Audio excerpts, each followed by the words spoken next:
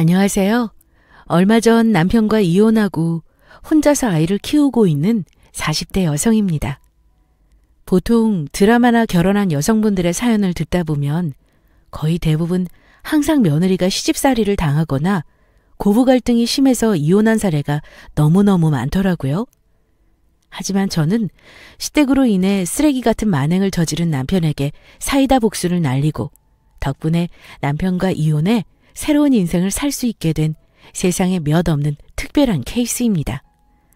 듣다 보면 열받긴 하지만 흥미롭기도 한 저의 사연을 지금부터 말씀드리도록 하겠습니다.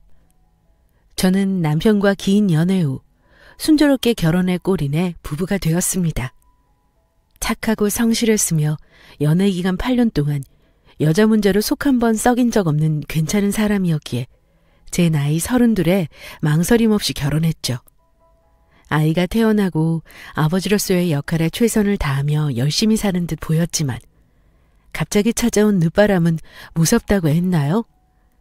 제가 둘째를 출산하고 몇 달이 지나자 남편은 조금씩 가정의 소홀한 모습을 보이기 시작했어요. 저는 당연하고 아이들에게까지도 눈길도 안 주더군요. 가족이 늘어서 힘들어서 그런가 보다. 자기만의 시간이 부족해서 저러나 보다 하고 이해하려고 노력했어요. 하지만 남편의 그런 생활은 1년이 넘도록 지속되었어요. 퇴근 후 집에 오면 밥만 먹고 들어가서 컴퓨터 게임을 하거나 하루 종일 핸드폰을 보는 것이 일상이 되었고 누구와 그렇게 재미있게 연락을 하는지 저와 아이들에게 보여주지 않는 해맑은 얼굴로 희죽희죽 웃더라고요. 부부 사이에도 지켜야 할 선이 있고 각자의 프라이버시가 있다는 것은 알지만 계속해서 달라지는 남편의 행동에 저는 꾸역꾸역 눌러뒀던 의심이 폭발할 수밖에 없었습니다. 그래서 하루 날을 잡고서 남편이 술을 마시고 들어와 잠이 들 때까지 기다렸다가 몰래 남편의 핸드폰을 확인했습니다. 남편은 숨길 마음이 전혀 없는 사람인 것처럼 비밀번호도 안 걸어놓고 상간녀로 보이는 여자의 이름 옆에 하트까지 붙여놨더라고요. 둘이 나눈 대화는 이미 만난 지 꽤 된 사이인 것처럼 상당히 수위 높은 대화들이었고 그중 대부분은 저와 아이들에 대한 뒷담과 하소연이었습니다. 저에 대한 외모 비하와 아이들이 자기 인생에 발목을 잡는다는 둥 지금까지 가족들과 살았던 정이라고는 하나도 남아있지 않은 것 같았습니다. 눈물이 주체할 수 없이 흐르고 깊은 신음이 흘러나왔어요. 겁도 나고 이 상황을 혼자서 해결해 나갈 자신도 없었던 저는 친정에게 전화를 해야 할까, 시댁에게 알려야 할까, 온갖 고민을 했지만 답은 나오지 않더라고요. 다음 날 남편의 얼굴을 어떻게 봐야 할지, 이대로 계속 남편과 함께 살아갈 수 있을지 머리가 복잡하고 혼란스러웠어요. 그날 한숨도 못 자고 고민한 끝에 저는 가정을 지키기로 결심했습니다. 그래서 다음 날 남편이 좋아하는 콩나물 해장국을 끓여주고 맛있게 다 먹을 때까지 기다려 주었습니다. 컨디션이 정상적일 때 대화를 해야 할 것 같았거든요. 마른 찜을 꼴깍꼴깍 삼키며 타이밍을 엿봤습니다. 와, 아유, 이제야 좀 살겠다. 어우, 주말이라고 동창들이 술을 엄청 먹여서 어제도 택시 타고 집에 겨우 들어왔네. 그러게, 술 좀 적당히 마셔야지. 이제 속 좀 풀렸어? 속도 풀었겠다. 다시 들어가서 좀 자야지. 내일 출근도 해야 하니까. 그리고 오늘 저녁은 조금 든든한 걸로 준비해줘. 고기 먹고 싶다. 알겠어. 그런데 여보, 잠시 나랑 이야기 좀 하자. 나 당신한테 꼭 물어볼 게 있어. 무슨 이야기를 해? 나 졸려. 빨리 말해. 들어가서 잘 거야. 당신, 나랑 우리 아이들 사랑하지? 힘들어도 우리 가족 지킬 마음 있지? 갑자기 뭔 헛소리야. 그런 소리 할 거면 나 들어가서 잔다. 피곤한 사람 붙들고 갑자기 뭔 소리 하는 거야. 당신도 술 마셨어? 별말을 다 하네. 많이 고민했어. 아는 척을 할까 말까. 나 사실 여보 핸드폰에서 지영이라고 하는 여자랑 통화한 기록하고 문자 내용 카톡에서 나눈 대화까지 전부 다 봤어. 여보, 혹시 그 여자랑 바람 피는 관계야? 뭐야? 언제 나 몰래 핸드폰 검사까지 하셨어? 그래, 만나고 다닌다. 봤으면 알겠네. 내가 당신이랑 애들 어떻게 생각하는지. 명절까지는 모른 척 버티려고 했는데 생각보다 빨리 알아버렸네 참. 이렇게 변명도 안 하고 바로 인정해버리면 나는 어떻게 반응해야 해? 나랑 이혼이라도 할 거야? 미안하다고 사과라도 해야지. 사실이 아니라고 거짓말이라도 해야지. 눈 하나 깜짝 안 하고 이렇게 당당하게 말하면 나는 당신한테 뭐라고 해야 하냐고. 못하러 그런 거짓말을 해. 이미 다 아는데. 이왕에 이렇게 된 거 이혼하자 우리. 너도 나한테 이혼하자고 하려던 거 아니야? 그러니까 하자고 이혼. 나도 이런 집구석에서 살기 싫으니까. 너도 다른 남자 만나서 새 출발해. 아니야. 난 당신이랑 같이 잘 살아보려고 용기 내서 말한 거야. 우리가 이혼하면 아직 어린 우리 아이들은 어떻게 할 건데? 이렇게 무책임하게 이혼하자고 통보하면 끝이야? 너 새 출발하자고 우리 애들이랑 부모님들께 대못을 박아야겠어? 아이고, 효년 앞셨다. 그럼 뭐 어쩌라고. 계속 이대로 나랑 살겠다고? 당신 사이코야? 이런 상황에서도 같이 살겠다는 말을 하게? 나 이제 너랑 애들 꼴도 보기 싫어. 그러니까 그만하자고 제발. 양가 부모님께는 뭐라고 말씀드릴 건데, 또 우리 애들한테는 뭐라고 말할 건데. 있는 그대로 솔직하게 다 말할 수 있어 당신? 바람나서 가정 버리고 행복하게 살고 싶어서 그랬다고 몽땅 다 말할 수 있냐고. 말을 말자. 짜증난다. 남편은 제 말에 대꾸도 하지 않고 화가 난 상태로 집 밖을 나갔어요. 안방에서 아무것도 모른 채 놀고 있는 아이들의 작은 소리만이 집안을 가득 채웠고 저는 식탁에 엎드려 펑펑 울었습니다. 잘못한 건 남편이지만 오히려 제가 죄인처럼 매달리고 사정하는 꼴이 되어버려서 억울하기도 하고 무엇보다 이런 꼴을 당한 제 모습이 너무 수치스러워서 견딜 수가 없었어요. 하지만 가정을 지키기 위한 방법이 없었기에 지금이라도 다시 남편을 붙잡아 마음을 돌려보기 위해 전화를 걸려던 순간 시어머니에게서 연락이 왔습니다. 예, 현진아. 집이지? 오늘 쉬는 날인데 집에 와서 같이 저녁 먹을래? 네가 좋아하는 해물탕 끓여놨어. 저녁에 애들 데리고 다 같이 와. 알겠지? 어머니, 그게 실은 오늘은 일이 좀 있는데. 현준이 너 목소리가 왜 그러니? 어디 아파? 그래도 밥은 잘 챙겨 먹어야 빨리 낫지. 너 오기 힘들면 내가 해물탕 싸서 집으로 갖다 줄게. 아니에요, 어머니.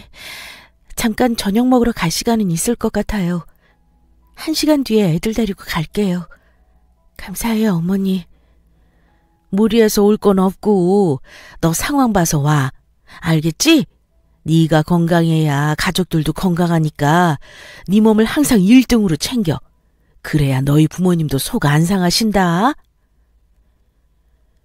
심란한 상황 속에서 시어머니의 따뜻한 목소리를 듣자 또다시 울컥하더군요. 남편과의 일로 시부모님의 얼굴을 제대로 마주할 자신은 없었지만 이 일로 인해 제가 사랑하는 어머님과 아버님과의 좋은 관계를 망치고 싶지 않았습니다. 그래서 평소처럼 편하게 잘 대해드리기로 다짐했죠. 애들 옷을 입고 시댁 갈 준비를 다 마친 상태에서 함께 저녁을 먹으러 가기 위해 남편에게 전화를 걸었습니다. 하지만 아무리 걸어도 받지를 않았고 문자나 카톡을 읽고서도 일부러 답장을 하지 않더라고요. 그 때문에 시간이 너무 지체되어 할 수 없이 아이들만 데리고 저녁을 먹으러 갈 수밖에 없었습니다.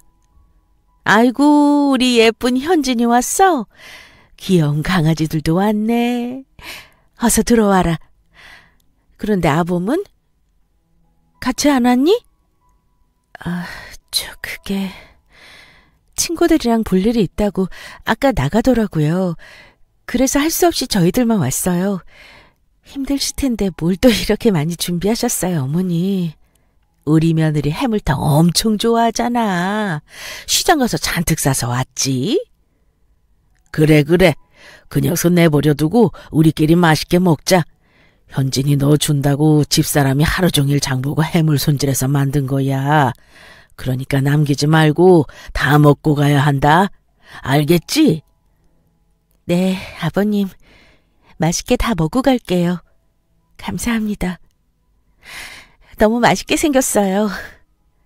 이따 집에 갈 때 너랑 애들이 좋아하는 쇠고기 장조림도 많이 해놨으니까 꼭 챙겨가라. 매번 이렇게 맛있는 반찬 많이 싸주셔서 애들이 살이 포동포동 올랐어요, 어머니. 감사해요. 그리고 정말 죄송해요.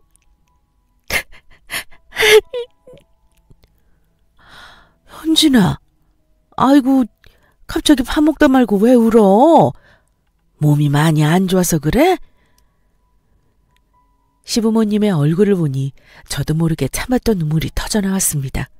혹시나 이혼하게 되면 이제 어머님, 아버님의 얼굴도 잘 못 뵙겠구나. 이렇게 맛있는 어머니 음식도 더 이상 못 먹겠구나 싶으니까 슬퍼지더라고요. 갑자기 눈물을 흘리는 저를 보고 두 분이 잠시 놀라시더니 아버님이 냉장고에서 소주를 한 병 꺼내오셨습니다. 그러고는 아이들을 데리고 방 안으로 들어가라는 눈짓을 어머니께 보내시더군요. 그 후 곧바로 작은 상에 밥을 따로 차려 아이들 데리고 안방으로 들어가셨어요. 현진아, 아이들 키우는 게 많이 힘들었어? 안 그래도 오늘 너 전화하는 목소리가 힘이 없길래 걱정했는데 어디 아픈 건 아닌 것 같고 마음이 힘들어 보여서 말이다. 죄송해요, 아버님. 갑자기 제가 울어서 많이 놀라셨죠? 별일은 아니고 그냥 마음이 너무 힘들었나 봐요. 아이들 키우면서 정신없이 흘러가다 보니 막상 저한테는 신경을 못 쓰고 있었더라고요. 아유, 그래. 얼마나 고생 많았냐. 솔직한 말로 우리 아들놈이 눈치 없이 너 힘들게 할 거라는 건 대충 눈치채고 있었다. 그런데도 참고서 잘 살아주는 너한테 나랑 집사람이 항상 고맙게 생각하고 있어. 자, 한 잔 받아라. 오늘은 좀 마셔도 돼. 감사합니다, 아버님. 그런데 요즘에 술 다시 드세요? 아버님 운동하시느라 술 끊으셨잖아요. 끊었지. 그런데 오늘은 우리 며느리 혼자 마시면 심심하니까 내가 같이 마셔주는 거야. 그리고 아들놈이 널 너무 힘들게 하면 나한테 말해라. 내가 아주 호되게 혼내주마. 아버님도 참. 그럼 오늘 저희 둘이 이거 딱 한 병만 나눠 마셔요? 감사해요, 아버님. 이렇게 술친구도 해주시고 편하게 딸처럼 대해주셔서요. 별말을 다 한다. 취하지 않게 천천히 마셔. 그리고 오늘은 여기서 애들이랑 같이 자고 가라. 술 마셔서 운전하기도 좀 그렇고 내일 아침에 해장국으로 속도 좀 풀고. 알겠지? 갑자기 마주하게 된 답답한 현실에서 시아버지가 저에게 주신 술 한 잔이 너무 큰 위로가 됐어요. 물론 전 아무 말도 하지 않았지만 마치 모든 것을 털어놓은 것처럼 마음 한켠에 숨을 쉴 수 있을 만큼의 공간이 생긴 듯 조금은 후련했습니다. 빈말이셨겠지만 저를 힘들게 한다면 자기 아들도 마다하지 않고 혼내주시겠다던 시아버지의 그 말도 굉장히 든든하게 느껴졌고요. 저를 아껴주시는 시부모님 덕분에 용기를 내어 지금의 이 상황을 견뎌보겠다고 다짐했습니다. 그래서 다시 남편과 대화를 시도하고 아무 일 없었던 것처럼 잘 지내보려 노력해보았지만 이미 떠나버린 남편의 마음을 돌리기란 쉽지 않았어요. 시간이 지날수록 오히려 점점 더 가족과 멀어져 갈 뿐이었고, 때문에 저도 많이 지쳐가고 있었어요.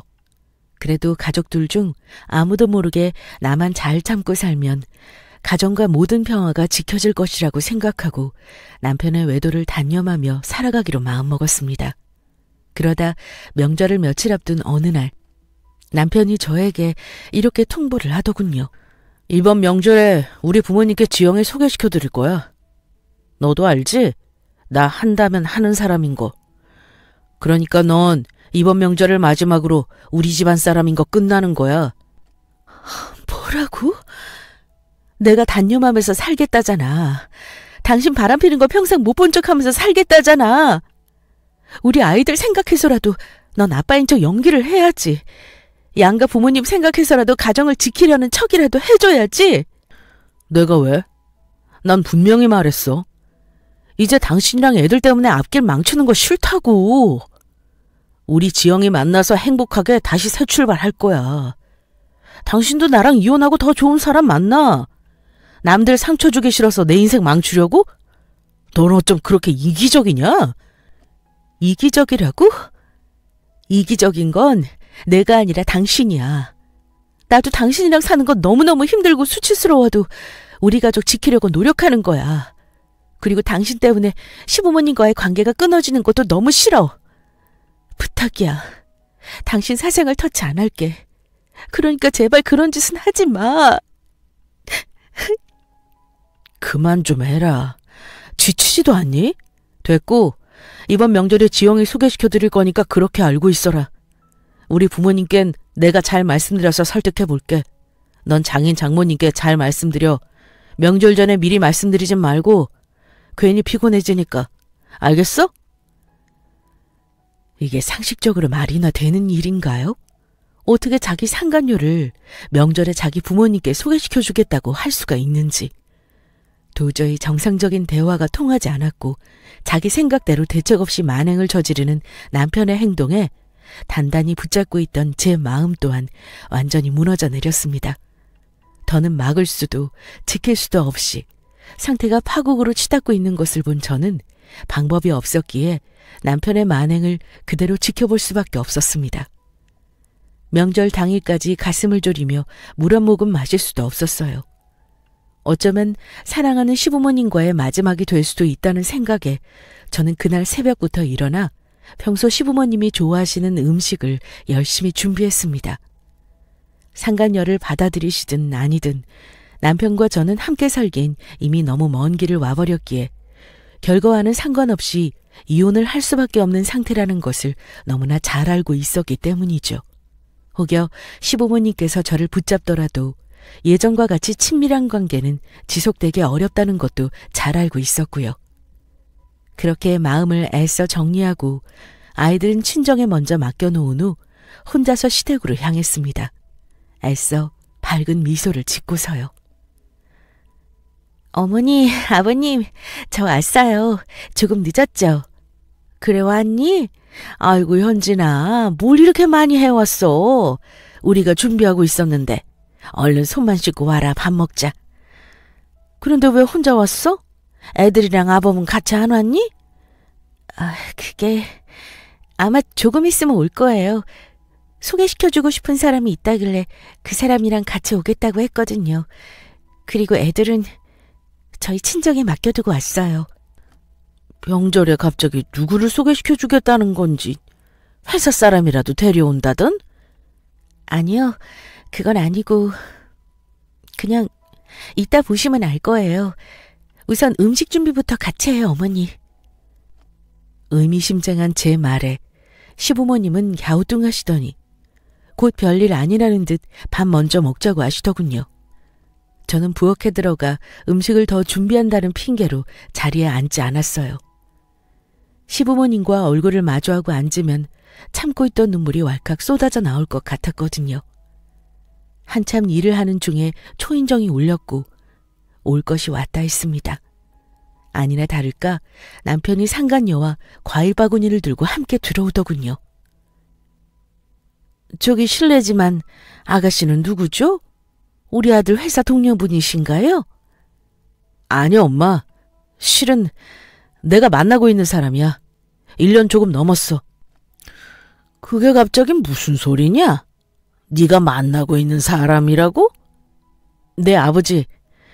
집사람이랑은 진작에 서로 이야기 다 끝났어요. 오늘 인사드리겠다고도 미리 합의를 본 상황이었고요. 정식으로 소개시켜주고 싶어서 명절에 데리고 온 거예요. 저는 일부러 뒤돌아보지 않고 부엌 싱크대에서 열심히 그릇만 닦고 또 닦았습니다. 짧은 정적이 흐르더니 시부모님께서 저를 부르시더군요. 닦던 그릇을 내려두고 고개를 숙인 채 거실로 나왔습니다. 제 눈가에 자욱한 눈물 자국을 보시더니 긴 한숨을 푹 내쉬더라고요. 현진아, 너 우리 아들놈 이러고 다니는 거 언제부터 알고 있었니? 그게요, 아버님. 넌 저 자식이 처음부터 그러고 다녔던 거 알고 있었던 거냐? 아니요, 몇 달 전에 알았어요. 오늘 이놈이 저 아가씨 데리고 올 것도 미리 알고 있었던 거지? 네, 아버님. 정말 죄송합니다. 미리 말씀드릴 용기가 안 났어요. 죄송합니다. 아버님께서는 긴 한숨을 내쉬고는 아무 말씀이 없으셨습니다. 고개를 숙이시고는 두 주먹을 꽉 쥐고 계셨어요. 어머님도 마찬가지로 어이가 없다는 듯 남편과 상간녀를 번갈아 보며 제 눈치를 보고 계신 것 같았습니다. 그러다 조심스럽게 이야기를 꺼내셨어요. 현진아, 너 그럼 우리 아들이랑 어쩌려고 했었니? 그게 양가 부모님과 우리 아이들한테는 비밀로 하고 덮으려고 했어요. 제발 이유는 하지 말자고 부탁했는데 싫다고 하더라고요. 그래서 이 일을 덮자고 했다고? 아유, 현진아, 너를 어쩌면 좋니? 죄송해요, 어머님, 아버님. 이런 모습 정말 보여드리기 싫었는데 정말 죄송합니다. 아, 진짜 집안 분위기 우중충하게 만들지 말라고. 지영이 소개시켜주는 자리인데 왜 이렇게 다들 울상이야? 엄마랑 아빠도 신경 쓰지 말고 얼른 지영이 인사부터 받으시라고요. 그때 갑자기 가만히 계시던 아버님께서 남편의 뒷목을 잡고 개를 끌고 가듯 안방으로 끌고 들어가셨습니다. 옆에 있던 저와 어머니, 상간녀도 같이 깜짝 놀랐어요. 하지만 그것도 잠시 방 안에서 엄청난 소리와 함께 남편의 비명소리가 들려왔습니다. 아버지! 잠시만 제 말 좀... 아파요, 아버지!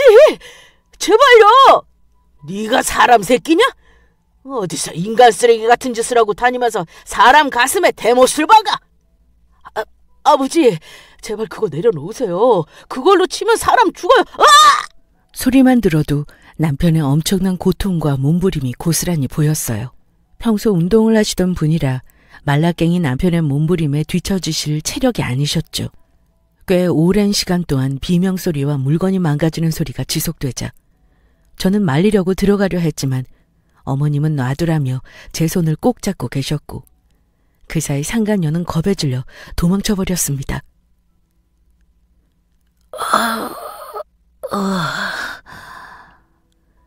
얼마의 시간이 흐르고 남편은 신음소리와 함께 발 한쪽을 절뚝거리며 거실로 나왔습니다. 아버님도 뒤이어 함께 따라 나오셨고요.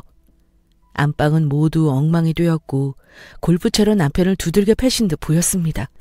만신차이가 되어 나온 남편의 뒷목을 붙잡고 아버님은 제 앞에 무릎을 꿇리게 하셨어요. 너 당장 현진이한테 사과해. 제대로 안 하면 너 남은 발 하나도 부러질 줄 알아. 미안하다. 진짜로 내가 잘못했어. 용서해줘. 아버님, 이 사람 발 한쪽 이상한 것 같아요. 병원 가야 하는 거 아니에요? 그건 네가 걱정하지 않아도 돼. 발 하나 부러진다고 사람 안 죽는다.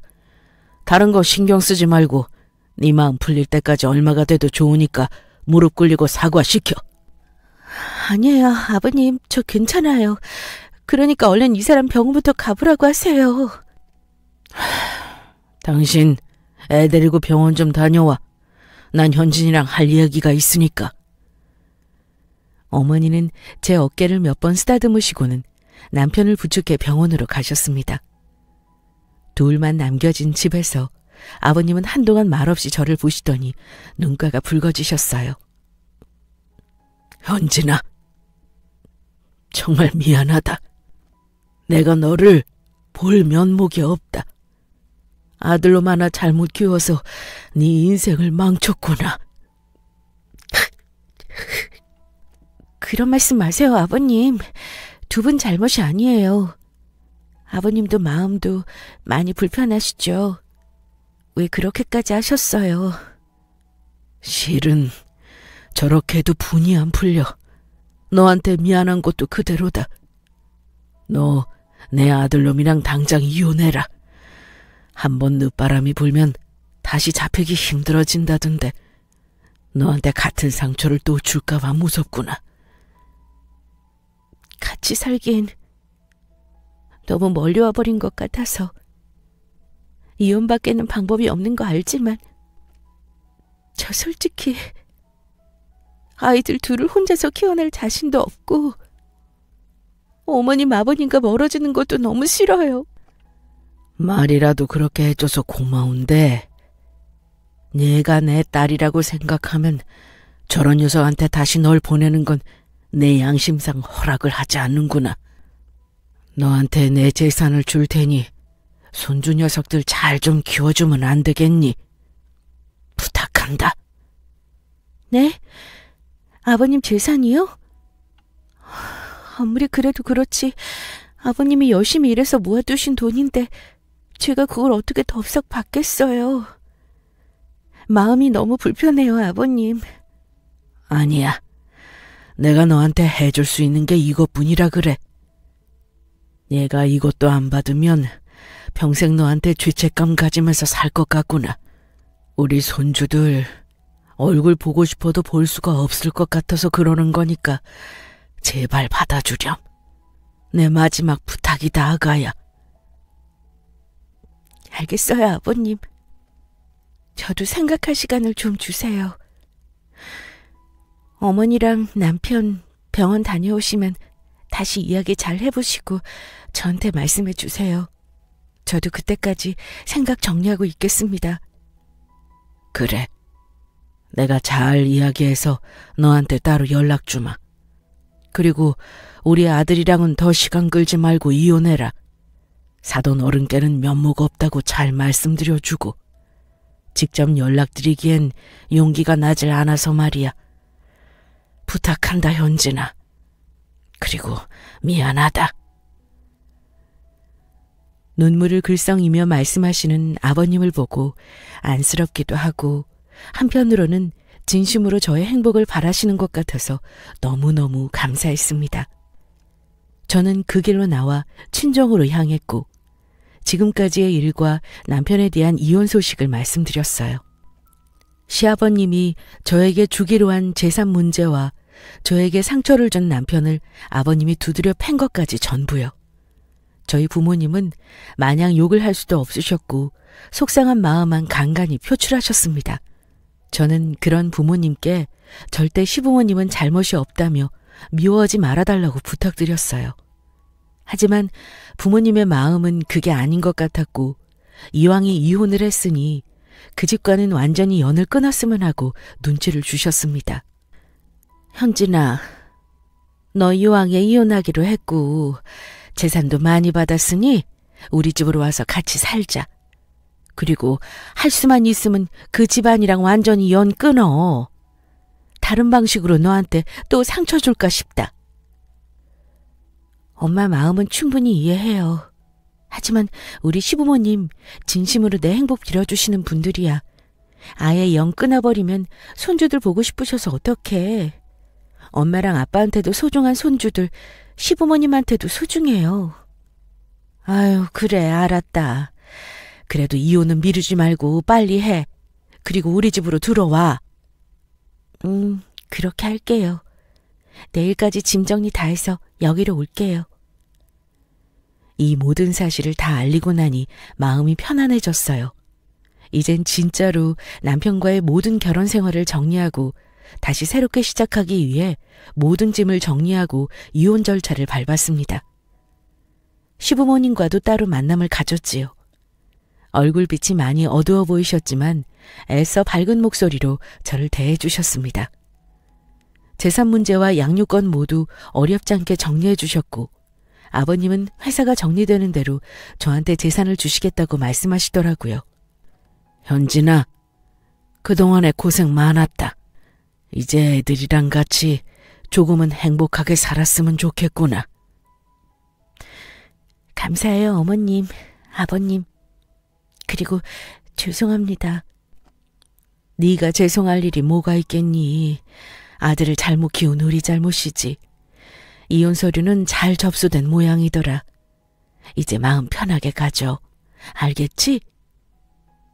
네, 알겠습니다. 그럼 이만 가봐라. 짐 정리도 해야 하고 바쁘잖니. 내 회사는 정리가 되는 대로 너한테 말해줄게. 빠르면 2주, 늦으면 1달 정도 걸릴 거야. 조금만 기다려주렴. 아니에요, 아버님. 급하실 필요 없습니다. 천천히 다 정리가 되면 말씀하세요. 그럼 저 먼저 일어나 보겠습니다. 그렇게 대화를 마무리하고 한동안은 시부모님께 연락이 오기 전까진 제가 먼저 연락하지 않았어요. 작은 회사지만 아버님께서 지금까지 엄청난 노력으로 이끌어 오신 회사고 아들에게 물려줄 재산을 이유야 뭐든 결과적으로 핏줄이 아닌 남에게 주는 것이잖아요. 이런저런 마음으로 두 분 다 속이 시끄러우실 것 같아서 시간이 오래 걸리더라도 여유 있게 기다리겠다고 마음을 먹었죠.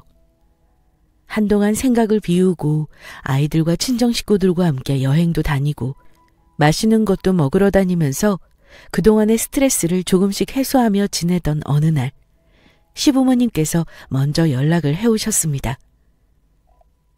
모두 정리가 다 된 모양인지 근처 카페에서 보자고 하시더군요. 어머님, 아버님, 그동안 건강하게 잘 지내셨어요? 그래, 잘 지냈다. 우리 현진이 얼굴이 많이 밝아진 것 같아서 보기 좋다. 네, 요즘 애들하고 가족들이랑 시간도 보내면서 마음 정리하고 있어요. 자, 이거 우리 회사 지분 전부 팔아서 나온 돈이야. 작은 회사라 얼마 없지만 너 새 출발하기에는 문제 없을 거야. 전부요? 아니, 아버님, 왜 이걸 전부 다 파신 거예요? 게다가 10억이나 되잖아요. 저 이 정도까지는 필요 없어요. 두 분 노후 걱정도 하셔야죠. 아니야, 됐다. 우린 따로 모아놓은 돈도 있고 이 재산은 우리 아들한테 물려줄 돈이었지만 걔한테 지분 다 넘겼다간 오히려 회사 크게 말아먹을 것 같아서 너한테 주는 거야. 아무리 그래도 그렇지. 그 사람 나중에 아버님 회사 물려받을 것만 생각하고 일도 열심히 안 배운 사람이에요. 그런데 그런 사람이 나중에 무슨 일을 해서 먹고 살겠어요. 안 그래도 이번 기회에 그 버릇을 단단히 고쳐놓을 생각이다. 다시 밑으로 들어가서 처음부터 꼼꼼하게 일 시킬 거야. 아무것도 모르는 그런 놈한테 내 회사 절대 물려줄 생각 없다. 단호하고 확실한 아버님의 태도는 정말 멋져 보였습니다. 시부모님께서 저에게 주신 돈을 감사한 마음으로 받고 모든 일을 훌훌 털어버린 홀가분한 마음으로 새로운 제 삶을 시작하기로 했습니다. 평소 요리에 관심이 많았던 저는 전문 요리학원을 꾸준히 다니며 6개월 만에 요리학원을 운영할 때 필요한 시험과 자격증을 모두 준비하였고 시부모님이 주신 돈으로 중규모의 요리학원을 운영할 수 있게 되었습니다. 그렇게 2달 정도가 지났을까요? 바쁘게 일상생활을 하며 지난 일은 잊어버리고 살던 도중 갑자기 전 남편에게서 전화가 왔습니다. 여보세요? 갑자기 무슨 일이야? 여보, 지금 잘 살고 있어? 어디서 지내는 거야? 애들은 잘 있어? 갑자기 연락해서 뜬금없이 그게 왜 궁금한데. 용건이나 말해, 나 바쁘니까. 그냥 보고 싶어서. 나 너무 힘들다, 현진아. 얼굴 한 번만 보여주라. 소원이야. 너한테 할 말도 있고 사과도 하고 싶고 애들도 너무 보고 싶다. 정말. 우리 이혼했고 전부 다 정리됐잖아. 왜 이러는 건데? 당신도 지금 다시 일 배우면서 바쁠 거 아니야. 이럴 시간 있어? 만나서 이야기하자고. 너한테 할 말이 많아. 제발. 알겠어. 이따 7시에 우리 동네 앞에 있는 카페로 와. 전 남편과의 마지막 인사를 나누고 깔끔하게 차단하기 위해 할 수 없이 약속 장소로 향했습니다.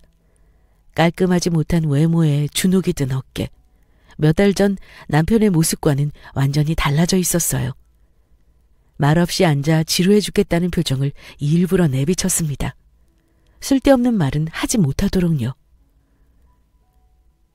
당신은 얼굴이 좋아 보이네. 많이 예뻐졌다.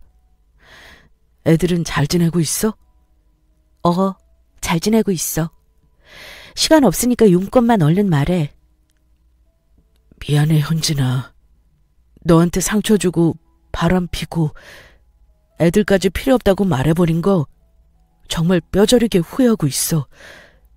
한 번만 용서해 줄 수 없겠니? 이제 와서 용서를 하고 말고가 어디 있어. 나 이제 당신한테 받은 상처나 아픔 생각하기도 싫고 더 이상 너랑 엮이고 싶지도 않아. 그러니까 그만해. 너랑 이혼하고 나니 알겠어. 너처럼 나를 사랑하고 아껴준 사람은 세상에 없었다는 걸. 나 정말 많이 후회하고 반성하고 있어. 우리 다시 잘해보면 안 될까? 응? 내가 바다까지 가서 매달릴 땐 꼼짝도 안 하더니 이제 와서 이러는 이유가 궁금하긴 하네. 혹시 아버님이 너한테 줄 회사 지분 몽땅 팔아서 나한테 주니까 불안해서 이러는 거야? 우리 아버지 지금 제정신 아니셔. 나 완전히 버리신 것 같다고. 일 잘 못 배운다고 뭐라고 하고 나 회사에서도 잘렸단 말이야. 진짜. 회사에서 잘렸다고? 다시 일 배운다고 했잖아. 설마 네가 포기하고 나온 거니? 그러지 않고선 이렇게 빨리 잘릴 이유가 없잖아. 내가 나온 게 아니고 아버지가 날 해고시켰다고. 너 같은 자식은 회사에 쓸모없다면서 얼마 전에 해고시키더라. 직원들이 다 보는 앞에서 창비까지 주고. 그것 때문에 지영이도 나 버리고 도망갔어. 이제 나한테 남은 건 너밖에 없다. 제발 사람 하나 살리는 셈 치고 용서해 주라. 나 좀 받아주라. 사실 전 남편의 말을 듣고 많이 놀랐습니다. 아버님이 그렇게까지 하실 줄은 생각지도 못했거든요. 그래도 아들이니까 일을 못하더라도 회사에 끝까지 남겨두실 줄 알았는데 전혀 아니었어요. 그 이야기를 들으니까 안쓰럽기도 하고 불쌍해 보이더라고요. 하지만 흔들리지 않고 마음을 단단히 굳혔답니다. 이미 이혼도 했고 재산까지 모두 받아서 솔직히 저는 나름 행복한 삶을 살고 있었으니까요. 안 됐지만 난 널 받아줄 마음 없어. 그러니까 평소에 일 좀 잘 배우지 그랬어. 오죽 네가 기본도 못했으면 아버지가 널 해고시켰겠니? 보나마나 회사에서도 아들 노릇하려다 퇴짜 맞은 거겠지. 제발 정신 좀 차리고 똑바로 살아. 일도 좀 꼼꼼하게 배우려고 노력 좀 하고. 현진아, 나 너무 힘들어. 회사뿐 아니라 집에서 밥 먹는 것도 고문이야. 만날 눈치만 주시고 이젠 아버지 발소리만 들어도 겁부터나. 이러고 살다가 더 빨리 죽을 것 같아서 그래. 그러니까 제발 네가 나 한 번만 구해주라. 응? 아버님, 어머님이 얼마나 좋으신 분들인데 네가 잘못한 게 많으니까 눈치가 보이고 무서운 거야. 그리고 한동안은 그렇게 살면서 벌 좀 받아. 넌 그래도 돼. 앞으로 연락하지 마라. 한 번만 더 그러면 이번엔 내가 네 다리 하나 분질러 놓을 거야. 알겠어? 연진아, 여보 가지마. 제발 부탁이야. 이거 나. 이러면 이럴수록 당신 부모님만 더 욕보일 뿐이야. 제발 어머님, 아버님 생각해서라도 정신 차리고 살아. 부끄럽지도 않아? 나 간다. 잘 살아. 구질구질하게 울며 매달리는 전 남편을 뒤로 한 채 카페를 나왔습니다. 생각보다 인생이 더 망가져버린 모습을 보니 속이 마냥 시원하진 않더라고요. 그러면서 시부모님 생각이 났습니다. 인생 저렇게 불쌍하게 사는 아들을 보며 얼마나 속상해 하실까, 얼마나 마음 아파하실까 하면서요. 잘못이 없는 시부모님이 아들 때문에 같이 힘들게 된 것 같아 너무 안타까웠습니다. 그래서 전 개인적으로 자주 연락도 드리고 식사도 하면서 좋은 관계를 유지하고 있어요. 일주일에 한 번씩 손주들도 보여드리고 있고요. 예전과 다르게 불편하지 않냐고요? 물론 저도 처음 이혼 후에 얼굴을 뵙는 게 예전처럼 편하지만은 않았습니다. 거리감이 들기도 했고 전보다 괜히 멀어진 사이가 된 것 같아서 시댁에 오랜 시간 머물려 하지 않았고 선뜻 먼저 식사하자고 연락하는 것도 힘들었거든요. 하지만 그런 제 사정을 이해하신다는 듯 만날 때마다 가정사 이야기는 일제하지 않으셨고 제가 집으로 오는 날이면 전 남편은 항상 밖에 나가도록 해서 마주칠 일이 없도록 해주셨어요. 물론 제가 불편해하거나 곤란해할 질문들도 하지 않으셨죠. 그냥 저와 아이들을 보면서 즐거워하시고 손주들에게 용돈도 주시면서 보통의 가족들 대하듯 편안하게 해주셨답니다. 그래서 저희 친정 부모님도 지금은 전혀 불안해하지 않으셔요. 오히려 제 손에 선물이나 과일을 챙겨서 시부모님께 전달해드리라며 친밀감도 표하고 계십니다. 이러한 양가 부모님들의 배려 덕분에 지금은 예전과 같이 편안하고 연락도 자주 드릴 수 있는 관계로 다시 돌아갈 수 있게 되었습니다. 전 남편과의 힘든 결혼 생활을 버틸 수 있었던 것도 지금의 제가 새로운 삶을 살면서 행복을 누리게 된 것도 다 저를 딸같이 아껴주신 시부모님의 덕이 아닌가 생각하게 됩니다. 물론 서류상 공식적인 가족으로 남을 순 없게 되겠지만 제 마음속에 그리고 앞으로 살아가면서도 이 두 분은 여전히 제 두 번째 부모님이신 것은 변함이 없을 것 같습니다. 계속해서 좋은 관계를 유지하며 잘해드리려고 노력하고 있어요. 지금의 이 사연을 통해 다시 한번 정말로 감사드리고 죄송한 마음 전해드리고 싶습니다. 제 사연을 끝까지 들어주신 여러분들에게 진심으로 감사를 드립니다.